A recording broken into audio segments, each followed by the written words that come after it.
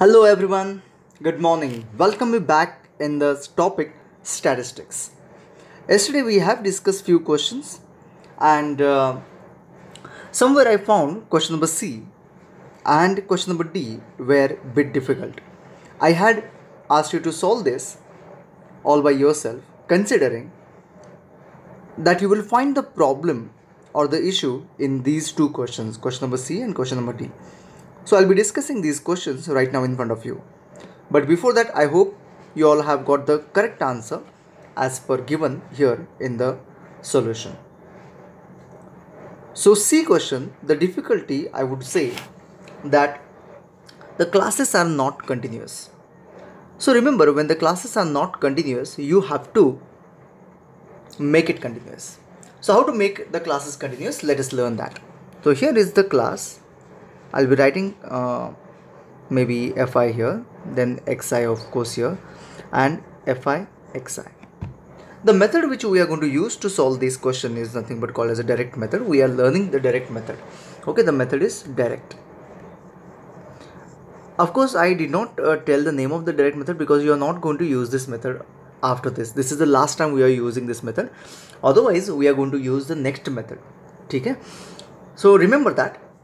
ये मेथड मैंने बोला था we are solving it just for in case in the question it is asked to prove you or it is asked to find out using direct method. Only for that case I'm just teaching you. Okay, so let us understand to how to make the class continuous. The first class is 50 to 52. What you have to do, 0.5 you have to come back from 50 and 0.5 you have to go ahead from 52. So your class is 49.5 to 52.5. This is your basically class. Okay. Now when it comes to 53, 0.5 behind and 0.5 ahead. So this will be 52.5 and 55.5. It's not that difficult to do this because you can understand now this will be 55.5 and the next one will be 58.5. Then 58.5 as you can continue, and 61.5 to 64.5, and this is how you can make the class continuous. I hope you understand. The meaning is this upper limit and the lower limit is same, whereas in this case upper limit and the lower limit of the next class is not same. Okay, so we call this one as a discontinuous or non-continuous classes, and this we call it as continuous classes. I'm quickly using all these words because it was done in your 9th standard, and I don't know whether you know it or no. Rather, I should say that you must know about all these things. Of course, if you don't know, if you have got any issue, let me just know about it. You can put a comment. I'm reading every day's comment, or you can put a WhatsApp message as well. Anyway, let's continue next part. So Fi will remain same, 15, 110, 135, 115 and 25. Xi of course 49.5 plus 52.5 divided by 2. I hope you remember that. Xi is equals to upper limit plus lower limit upon 2. So 0, 1 carry, 9 plus 3 is 12, sorry, 1 carry. And your answer is here 102 divided by 2, so 51. Okay, this would be 54 maybe. This is going to be 57. This would be 60. This might be 63. Check karte last one, 61.5 plus 64.5. I just guessed the answer, nothing else. So this would be 4 plus 2 6, yes, and 126 divided by 2, 63. Yes, it is correct. So how did I guess it? I'll tell you. There is a specific pattern in these numbers. देखो, it's 52 and it has come 51. तो इससे एक कम. So same way I followed that way, or else plus 3. Plus 3, plus 3, plus 3. There is a specific pattern, always it is like that. So you can use any of these to find out your next number. You don't have to calculate. But yes some time you need to verify it as well. ठीक है, अभी मैं कुछ नहीं करूँगा, अभी you can do it all by yourself. F i x i you can continue and get the things done. ठीक है, तो मैं in the last video I did not explain you all these things, but in this video these things are explained properly. ठीक है, last video I just wanted you to start the topic, begin the topic. ठीक है, anyway तो आगे बढ़ते हैं. ये थोड़ा सा क्वेश्चन कंटिन्यूस क्लास है, बट द प्रॉब्लम इज थोड़े से पॉइंट्स एंड डेसिमल कैलकुलेशंस है. ठीक है, तो नॉर्मली लोग क्या करते हैं, घबरा जाते हैं इसको देख के. तो क्लास है, एफ आई है, एक्स आई है एंड एफ आई एक्स आई है. तो class is 0.00 to 0.04, 0.04 to 0.08, 0.08 to 0.12, 0.12 to 0.16, 0.16 to 0.20 and 0.20 to 0.24. Let's talk about its frequency because it is a continuous class. I don't have to worry. 4 9 9 2 4 2, that's it. xi follow करो same thing, 0.00 plus 0.04 divided by 2, addition and divided by 2. तो 0.0 ये तो 0 ही है, तो 0.04 is 0.02 to the 4, so 0.02 0.02 it would be. तो you can understand कि इन दोनों के बीच में 0.02 है ना, तो मे बी इसमें मैं 0.05 हो सकता है, मे बी 6, 0.06, ए 0. पता नहीं 0.08 प्लस 0.12, तो इट इज़ 10 2, ओके 0.10 0 पॉइंट अभी देखो 0.04 का एडिशन है, तो 14 में भी 0.04 है, इसमें ऐड किया 0.18, 0.04 ऐड किया तो इसमें होगा 22 may be. Yes that's it. अभी मल्टीप्लिकेशन, तो देखो multiplication is not a big deal, ज़्यादा डिफिकल्ट नहीं है. 2 इंटू 2 4 ज़ा 8, तो 0.08 हो जाएगा ही. 6 9 ज़ा 54, तो 0.54. ठीक है, 90 तो 0.90, 14 2 ज़ा 28 तो 0.28, 72 तो 44. ठीक है ना, अभी ऐड कर दो भाई बस ख़त्म हो गया. एंड देन ये हो गया आपका समेशन एफ आई, ये हो गया आपका summation f i x i. Add करो, you will get surely this answer. ये जो आंसर है आपको मिल जाएगा, डोंट वरी. और ये आंसर होना चाहिए पीपीएम. मैंने ऑलरेडी बोला था कि उसका यूनिट लिखो, नंबर मत लिखो, यूनिट लिखो. तो ये जो पीपीएम दिख रहा है आपको, ये है यूनिट ऑफ योर मीन. तो x bar is equal to, हमें पता है ना formula, you remember the formula. What is the formula याद रखना पड़ेगा.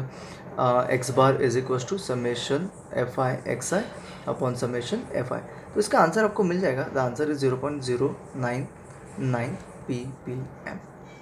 ठीक है, आपको थोड़ा सा सीरियस करना चाहता हूँ मैं इस मोड पे. See in case if you are not getting the correct answer, see somewhere close to this answer if you get, then also you might lose your marks, let me tell you. And no one is going to waste his time in checking where you made mistake. Somewhere here if you made a mistake, imagine no one is going to waste his time in checking where you have made a mistake. They will the examiner will check only the final answer. correct है marks दे दो, नहीं correct है 0. So you have no appeal for it. Remember, always remember that. ठीक है, so keep that in mind. And then practice the statistics very be serious for the calculation. ठीक है, so I know that you must be using calculators or maybe to verify it you must be using calculators. लेकिन याद रखो एक चीज़ को, आज नहीं करोगे तो एग्ज़ाम में भी नहीं आएगा. तो this is what you have to practice it now.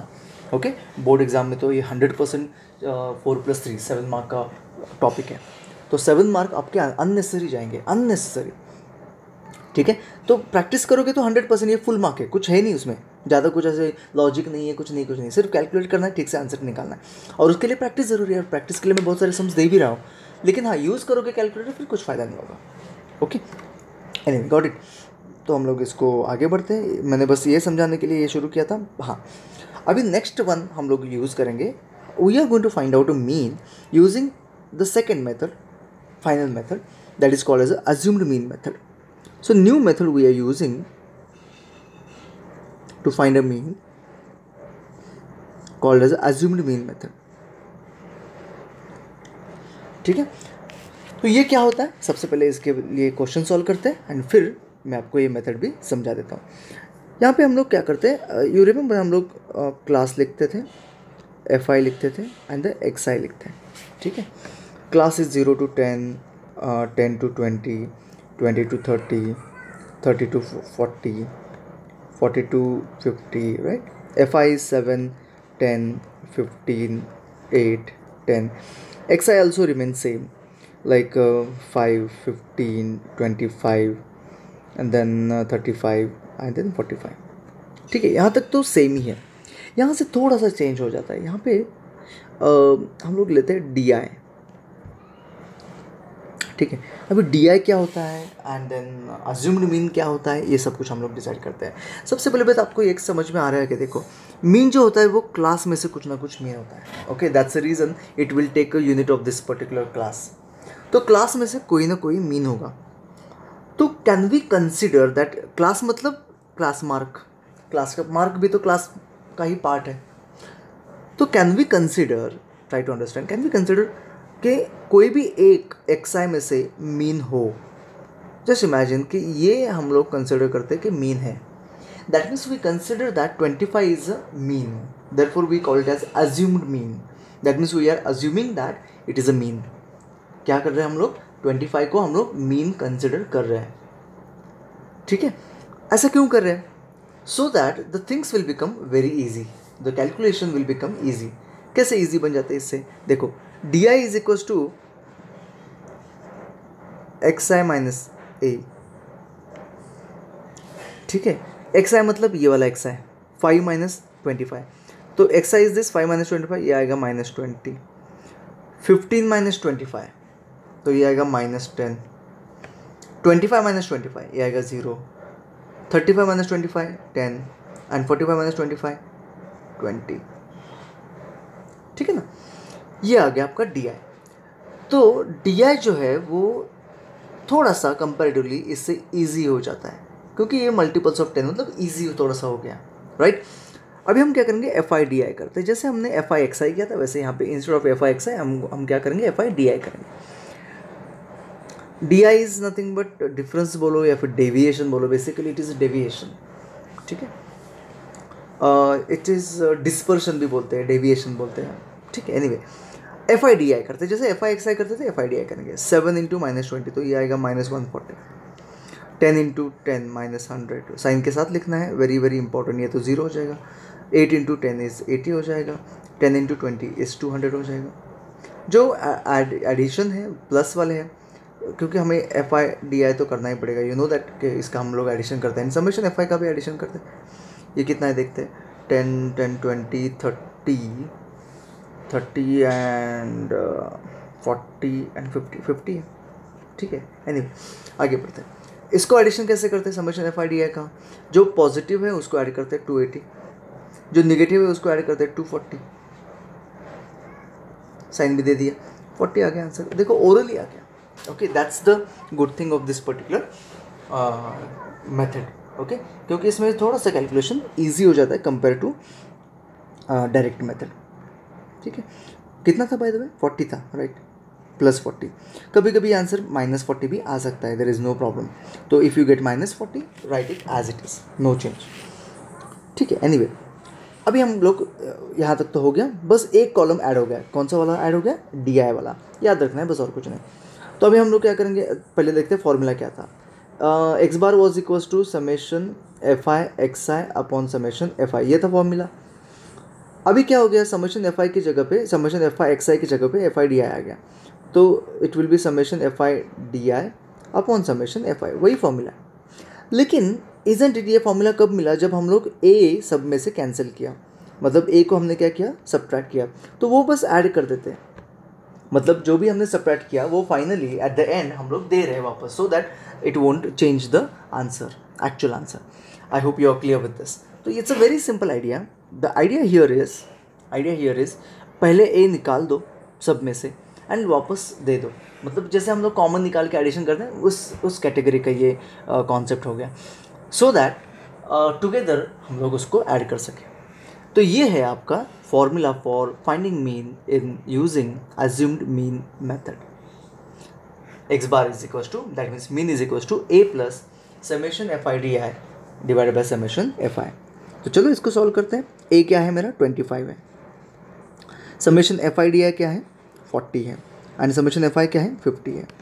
चलो यहाँ पे आपको एक ट्रिक बताता हूँ मैं, 4/5 हो जाएगा, 0 0 गेट कैंसिल। ट्रिक क्या है देखो, स्टैटिस्टिक्स को मैथ्स जैसे कंसिडर मत करो। सबसे पहली बात, first of all stop considering stats as a mathematics. Mathematics नहीं है ये स्टैटिस्टिक्स है।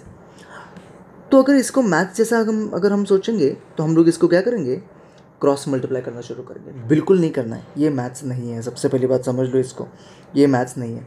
क्रॉस मल्टीप्लाई बिल्कुल भी नहीं करना है।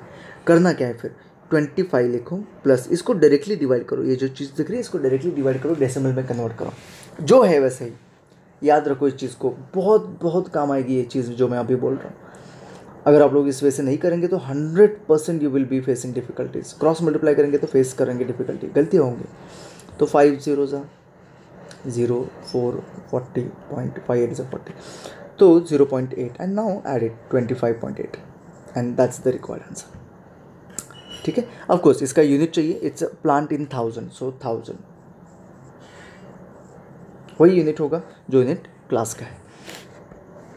ठीक है, ये सब कुछ लिखना बहुत ज़रूरी है। All that what I have written right now here on the board, formula, unit, DI।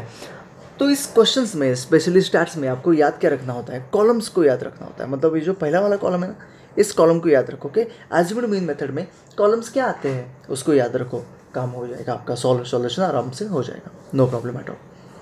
ठीक है, तो ये धीरे धीरे जब आप लोग सॉल्व करोगे, इसीलिए प्रैक्टिस की बहुत ज़्यादा ज़रूरत पड़ती है इस चीज़ में। तो धीरे धीरे when you practice you will surely understand. तो आपको करना क्या है, फिर से वही चीज़ करनी है। सारे क्वेश्चन यूजिंग अज्यूम्ड मीन के जो है वो आज आपको कंप्लीट करने हैं, दैट्स इट। मैं ज़्यादा नहीं बोलता, मतलब ज़्यादा I am not giving you questions. तो कितने क्वेश्चन से देखते हैं, 3 क्वेश्चन ही तो है। तो आज सिर्फ अज्यूम्ड मीन वाले 3 क्वेश्चन कंप्लीट करो। ठीक है, that's it for today. Tomorrow we will start working on mean itself, but some other difficult and deep questions. Till then, bye bye, see you in the next video.